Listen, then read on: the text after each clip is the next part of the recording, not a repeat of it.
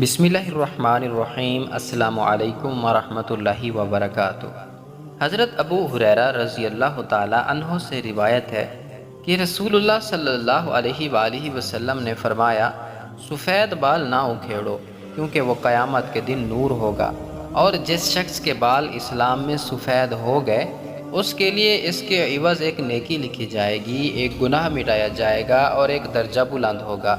یحییٰ بن سعید سے روایت ہے کہ انہوں نے حضرت سعید بن مسیب کو یہ فرماتے ہوئے سنا کہ حضرت ابراہیم علیہ السلام جو رحمان یعنی اللہ کے دوست تھے، سب سے پہلے انسان ہیں جنہوں نے اپنی مونچھیں کتریں، اور وہ سب سے پہلے انسان ہیں جنہوں نے بڑھاپا یعنی سفید بال دیکھا۔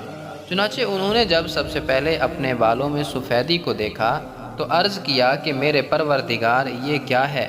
پروردگار کا جواب آیا کہ ابراہیم علیہ السلام یہ وقار ہے، یعنی یہ اس بڑھاپے کی علامت ہے جو علم و دانش میں اضافے کا باعث اور عزت و وقار کا ذریعہ ہے، اور اس کی وجہ سے لہو و لعب کی مشغولیت اور گناہوں کے ارتکاب سے باز رہتا ہے۔ حضرت ابراہیم علیہ السلام نے عرض کیا کہ پروردگار یہ تو تیری بڑی نعمت ہے، لہٰذا میرے وقار میں اضافہ فرما۔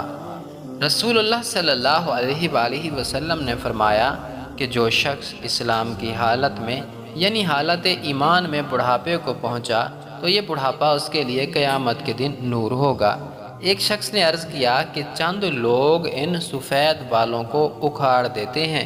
آپ صلی اللہ علیہ وآلہ وسلم نے فرمایا کہ جس کا دل چاہتا ہے اپنے نور کو اکھاڑ دے۔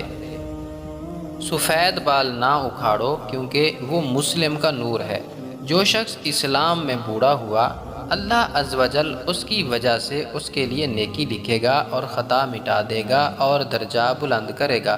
حضرت ابی بکر رضی اللہ تعالی عنہ سے روایت ہے کہ ایک آدمی نے پوچھا، اے اللہ کے رسول، کون آدمی بہتر ہے؟ آپ صلی اللہ علیہ وسلم نے فرمایا، وہ آدمی جس کی عمر طویل ہے اور اس کے اعمال اچھے ہیں۔ اس نے پوچھا، کون آدمی بدتر ہے؟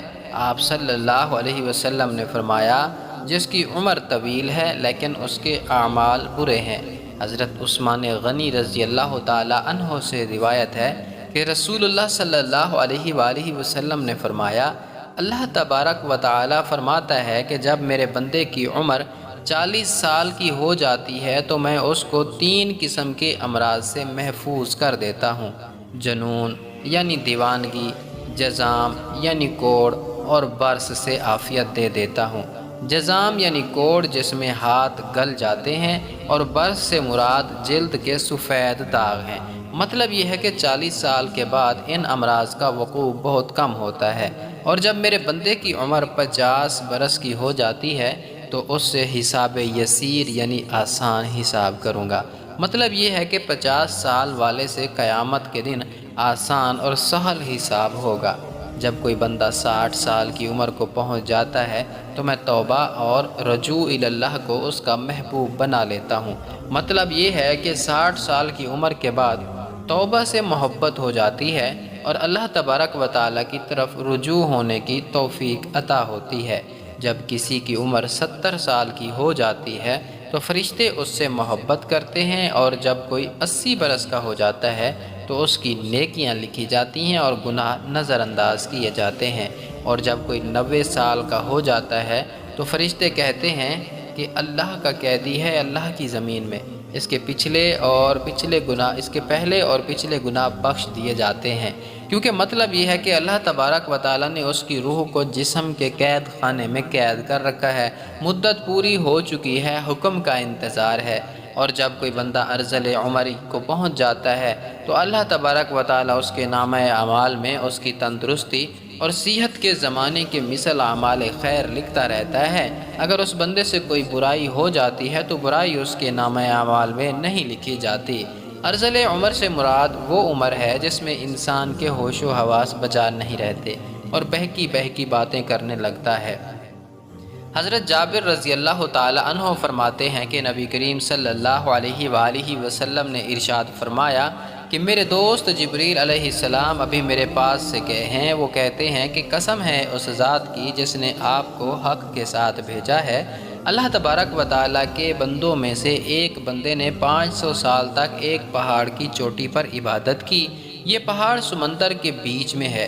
یہ پہاڑ 30 مربع میل ہے اور اس کے چاروں طرف سینکڑوں میل کا سمندر ہے۔ اللہ تبارک و تعالیٰ نے اس عبادت گزار کے لیے اس پہاڑ میں میٹھے پانی کا چشمہ جاری کر دیا، جس کی دھار انگلی کے برابر موٹی ہے، اور ایک طرف انار کو اس پہاڑ کی جڑوں میں لگا دیا گیا، جس میں ہر روز ایک انار تیار ہوتا تھا۔ وہ اب اس پہاڑ سے اتر کر وضو کرتا اور اس انار کو کھا کر پھر خدا کی عبادت میں مشغول ہو جاتا۔ جب اس عابد کی وفات کا وقت قریب آیا تو اس نے عرض کیا، یا اللہ، میری روح سجدے کی حالت میں قبض ہو اور میرے جسم کو محفوظ رکھا جائے اور مجھے قیامت میں سجدے کی حالت میں اٹھایا جائے۔ اللہ تبارک و تعالیٰ نے اس کے ساتھ ایسا ہی کیا۔ چنانچہ ہم آسمان سے اترتے چڑھتے اس کو اسی حالت میں دیکھتے۔ قیامت کے دن اللہ تبارک و تعالیٰ کے سامنے یہ بندہ جب حاضر کیا جائے گا تو حق تعالیٰ شان و ارشاد فرمائیں گے کہ میرے بندے، میری رحمت سے جنت میں داخل ہو جا۔ یہ عرض کرے گا، الہی، میرے عمل کی وجہ سے ہی جنت کیوں نہیں؟ 2 دفعہ ایسا ہی ہوگا۔ اللہ تبارک و تعالیٰ فرمائے گا کہ میری رحمت سے جنت میں داخل ہو جا، اور یہ عمل کا نام لے گا۔ اس وقت اللہ تبارک و تعالیٰ فرمائے گا کہ جو نعمتیں میں نے اس کو دی ہیں اور جو عمل اس نے کیا ہے، اس کا حساب ہوگا۔ تو صرف آنکھ کی نعمت ہی کے بدلے میں 500 سال کی عبادت ختم ہو جائے گی، اور باقی جسم پر جو احسانات ہیں وہ فاضل اور زائد ہوں گے۔ ارشاد خداوندی ہوگا کہ میرے اس بندے کو آگ میں داخل کرو۔ بس وہ دوزخ کی طرف اس کو کھینچا جائے گا۔ یہ کہے گا کہ اے رب، مجھ کو اپنی رحمت سے جنت میں داخل کر دیجئے۔ ارشاد ہوگا کہ اس کو لوٹا لاؤ۔ چنانچہ یہ حاضر کیا جائے گا۔ اللہ تبارک و تعالیٰ فرمائے گا کہ اے میرے بندے، تجھے کس نے پیدا کیا؟ یہ عرض کرے گا، آپ نے پیدا کیا۔ پھر ارشاد ہوگا، 500 سال تک عبادت کرنے کی طاقت کس نے دی؟ یہ کہے گا کہ یا رب، آپ نے۔ اللہ تبارک و تعالیٰ فرمائے گا کہ پانی کے موجوں کے درمیان پہاڑ پر تجھ کو کس نے پہنچایا؟ اور کھارے پانی میں میٹھے پانی کا چشمہ تیرے لیے کس نے نکالا؟ اور انار کا درخت جو 1 سال میں 1 دفعہ پھل لاتا ہے، رات دن میں اس کو 1 پھل دینے والا کس نے بنایا؟ اور تو نے جب عرض کی کہ میری جان سجدے کی حالت میں نکلے تو میں نے یہ بات بھی تیری پوری کر دی۔ یہ عرض کرے گا، اے رب، تو نے ہی سب کیا۔ ارشاد خداوندی ہوگا، یہ میری رحمت ہے اور میں اپنی رحمت سے تمہیں جنت میں داخل کرتا ہوں۔ حضرت جبرائیل علیہ السلام نے مجھ سے کہا کہ اے محمد صلی اللہ علیہ وسلم، تمام اشیاء اللہ کی رحمت ہے۔